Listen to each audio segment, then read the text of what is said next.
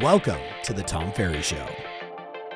Happy halfway point of 2024. I've got some great ideas I want to share with you as you're doing a look back, as we always do at the first 6 months, and then a look forward for what it is I'm going to do differently, more of, less of, start and stop to adjust so you find yourself in a better position to win. Now, if you recently listened to the podcast I did with David Childers over at KCM, he argued very analytically that the second half of the year is going to be better than the first half of the year.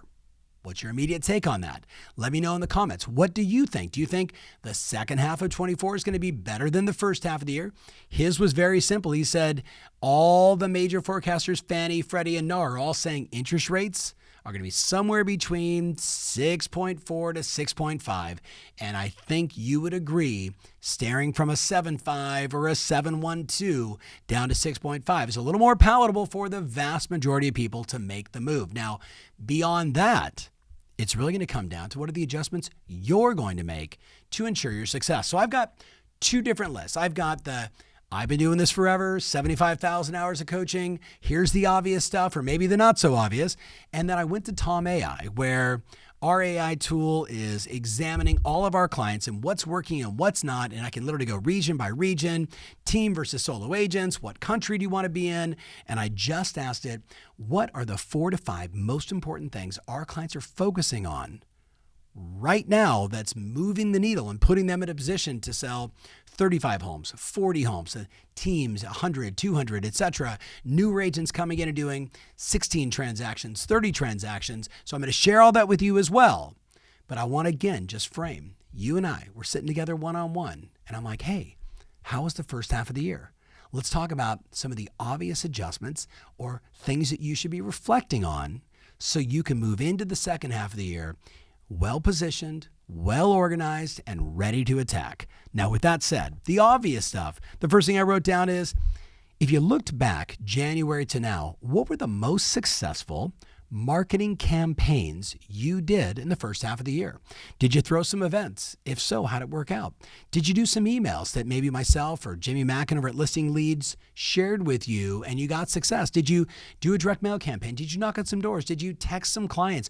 What did you do that worked? And my response to you is, if it worked, let's do more of it in the second half of the year. You with me on this? Let's do more of it. On the flip side, can you look back and say, what do you know didn't work?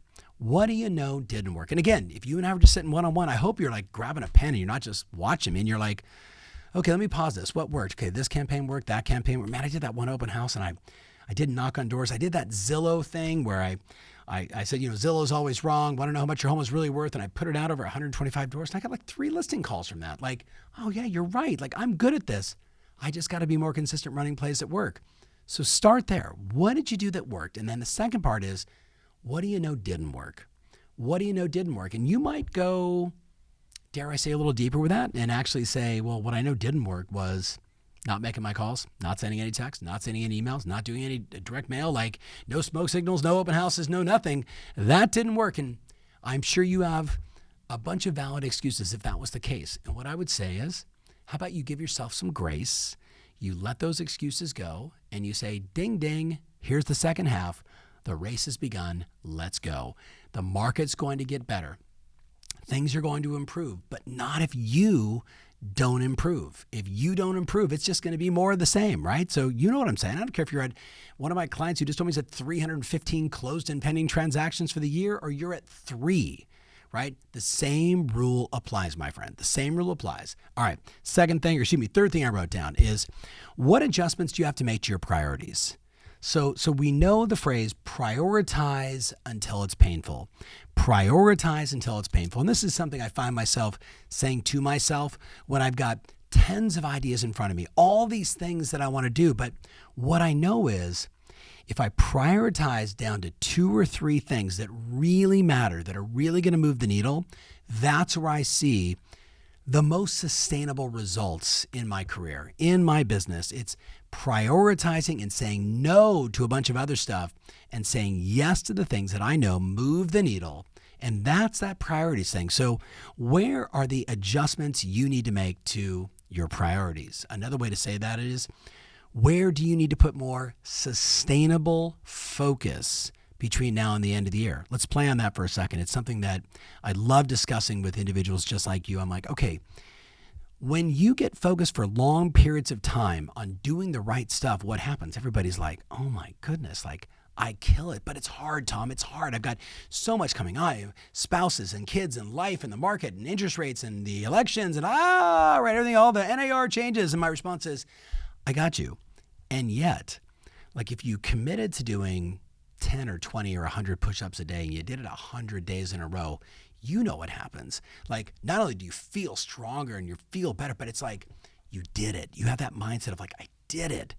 Well, how do we create that sustainable focus for you on, let's say, 10 conversations a day with past clients, sphere of influence, and old leads, recognizing old leads, especially because of the longer sales cycles now, because of the cost of money and interest rates and everything else, right? Like people are pushing back and holding off, right? You know it and I know it. So with a longer sales cycle, how many more follow-up conversations do we need to have before we realize pretty typically a good agent like you, you're going to get one and the market's going to get 3, 4, in some cases 5, because somebody else creates a relationship. Somebody else nurtures them a little bit more and finally nudges them and they make a decision. So we can't have that happen. Not in this environment, certainly not in the second half of the year. So if 10 feels overwhelming, go to 3. If 3 feels too little, go to 5. My point to you is, what would it take to have sustainable focus around an activity that you know works? I don't care if it's open houses every day, sending 5 text messages every day, making phone calls, going to Starbucks, wearing your company name badge and having 9 conversations. I really, really, really don't care. But I know this. Right now, our data shows it's about 11 conversations to the average sale. If you're working your database, it pushes up to like 27 to 28 if you're look outside of your sphere, or outside of the people that know you and like you and trust you. Regardless, it's a contact sport. So how do we create more sustainable focus around doing the things that give you and your business the power? Maybe we just try for July and August. Maybe just till I see you at the summit, right? Just for, call it, what that'd be about 7.5, 8 weeks. You just said July and August, I'm going to be super disciplined. I'm going to put it up on the wall. I'm going to track and measure it. I'm going to create some accountability with my coach, with my manager, with my kids, with my puppy, because I've got to do it. I've got to prove to myself that I can say this and I can do it 5 days a week, 6 days a week, 7 days a week. You decide. But you and I both know, do the thing, have the power. Do not the thing, have not the power. If you've learned anything about yourself in this market, looking past over the last 6 months, looking past over the last maybe 3 or 4 years, when you get consistent and when you get focused, anything is possible. But when you're distracted, well, we know what happens. All right. So those are my first 3 or 4. I'm going to give you one more, then I'm going to share with you what my best clients are doing right now from TomAI. So the last one is this. What if the adjustment you made between now and the end of the year is you stopped rolling the dice and using guesswork to, dare I say, try and predict or set goals in your business, and instead you once and for all started to track and measure the basics. How many conversations, how many leads, how many appointments, how many signed contracts, just those 4 things. If I can get you to start tracking, how many conversations did I have today? 1, 2, 3, 4, 5, right? Up on a whiteboard, inside a piece of software. I don't care how you do it. I know this. When you start to track and measure, you go from this guesswork, no idea, completely unpredictable. You think, oh, real estate, that person's successful, they're just lucky. Maybe, just maybe, they know that every 28 conversations they have, they open an escrow. Now, let's be clear. You and I both know it doesn't mean on the 27th person that I talk to, you're like, number 28, you're buying a house. No, it's the law of averages. Over time, 6 months, a year, you start to look back and realize, oh my goodness, I'm at 12 conversations to an open escrow, a listing taken, a listing sold, a buyer sale. It doesn't make a difference from my database. And I'm like, 42 outside of my database. But no matter what, my blended average is like 27 conversations. So why in the world am I not having 27 conversations a day? That's how predictable you can make your business. Now, whether that's 27 or 127, it doesn't make a difference. What matters is you know. See, amateurs guess, experts know. Amateurs guess, experts know. Experts are making predictions based upon the data, based upon the math, and everybody else is just, come on, 7. And tragically, I think you know what I meant. Tragically, we all know what happens in that scenario. The house always wins and you lose.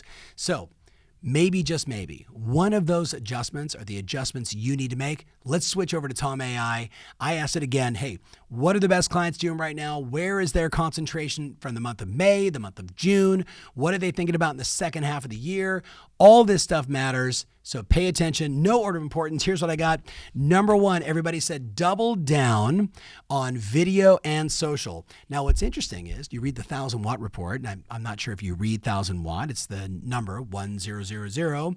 1000,000 watt, W-A-T-T, my friends Mark and Brian. They published a report recently that said the number one thing that home sellers want when looking for an agent to represent them in the sale of their property was their social media marketing, recognizing that everybody's on this. So I wasn't shocked to hear when you look at all the clients we're working with all over the world, they all said the same thing. I'm doubling down on my social media, specifically video, to get the word out, to be the knowledge broker, to be the educator, not salesy, like, hey, this is what's going on. Here's what's happening in the market. Rate Watch 2024. Here's what the rates are today. Like, they're being the educator in their space, and they're also showing some levity, the lighter side of them, their dog, their cat, their kids, their spouses, whatever it may be. They're showing the whole enchilada so people can fall in love with you as the agent, but also as a human being. So that's one. Number 2. Hyper-local focus. So they're going deep on the data, and there's so many notes around this. And, if you've watched Jason Pantana or myself or another one of my coaches, when we talk about the power of, I'll use ChatGPT-4 if you're not a Tom Ferry client, you go inside ChatGPT-4, the fact that we can upload data directly from the MLS, a spreadsheet of all the recent transactions, all the recent listings that didn't sell, and say, help me understand the correlations between pricing. Why did these properties not sell? Why did these sell so fast? What are some of the obvious and not so obvious things I should know about this market? I always think about Jason sharing a story when he was doing this, where he lives in Nashville. I think he's on the west side. And he said, so I'm thinking about selling my home based on this data. What are things that I should know? And ChatGPT-4 essentially said to him, homes like yours essentially get scraped by builders to build mega mansions. So essentially spending any money on improving the property is not going to get you the incremental lift that you want. And he was like, that's so true. He's like looking around his neighborhood, like, yeah, everybody's like tearing down these old properties and they're building up these new, rock star properties. Like, that actually makes a ton of sense. Here's the thing. If you have the insight on the hyperlocal market and you're able to say something different that makes you stand out, you're more likely to be that person. They're like, hey, I remember watching a video of you. You were talking about this and this and this. And I thought, yeah, I want to have a conversation with you. Like, if you look at the first 2, what are we really saying here? What are all of our clients working on?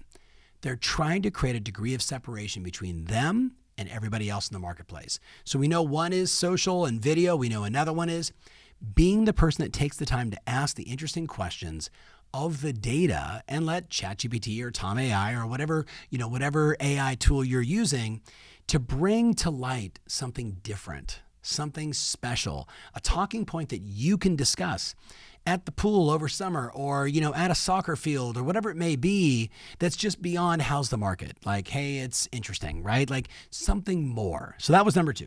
Number 3, a lot of talk around streamlining operations with tech. So I love this because it's not just how many properties can you sell, but it's also, how do I improve the experience for my customers?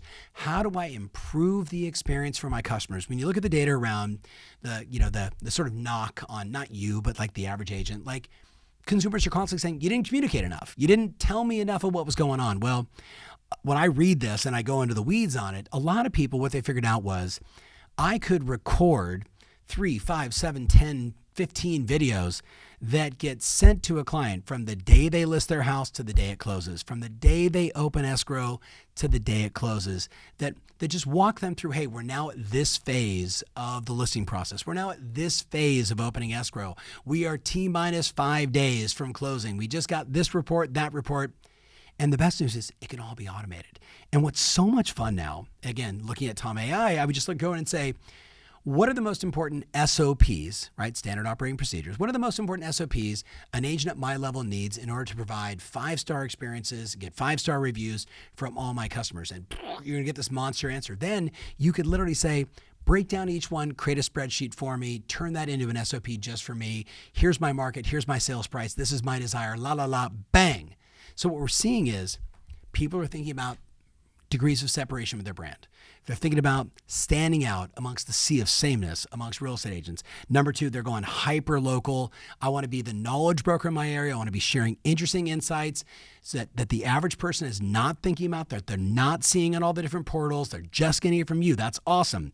Number 3, how do I use tech to operationalize, to streamline my business, to make things more efficient, to get more time back? The next one was, and this is no shocker because we've been working on it since, my goodness, since, as my buddy Glenda Baker would say, since Jesus was a baby, right? It is building out the referral engine. How do we go deeper? This is what everybody was saying. How do I go deeper with my database? How do I discover the pocket listings in my database? How do I discover who's most likely to move my database? How do I clean up my database and make sure that I've got the accurate email that they're going to respond to, the cell phone that I can text, the mailing address list? It's all of that. How do I build that referral machine? It is events, right? It is email marketing. It is text. It is phone calls. It's the whole enchilada. And it's such a major focus because everybody understands, like, hey, these people are most likely to do business with me and refer me to somebody else. So I'm going to over nurture and educate that group of customers. By the way, shout out to Lisa Munoz, great agent in Austin, Texas. She, if you watch a bunch of my shows before, you saw maybe on a podcast where she hired a gal named, I'm going to space on the gal's name, but I remember the job description. She's the Care Bear. The Care Bear. Her job, working 20 hours a week, is just to nurture and love on relationships that Lisa has had for 2 decades in the real estate business, to check in on Facebook, to check in on Instagram, to check in on TikTok, to write handwritten notes, to do everything that Lisa wants done. So her clients know that Lisa's on it. In 2023, it was like 97 closed referrals just from Care Bear. Think about that. And the last one, you ready? And you could argue the most important one. Everybody is working on their mindset because, look, we're going from a speed market to a skills market. And when you're making that transition from, oh my goodness, everything's going a million miles an hour and I got to make sure, to like, okay, I got to zen out a little bit. I got to be a little more chill with my customers. I got to be a little more strategic with my customers. I need to slow down, ask better questions, use tactical empathy, dig deeper, ask people to sign buyer brokerage agreements, ask people to sign listing agreements, do all the things that you do.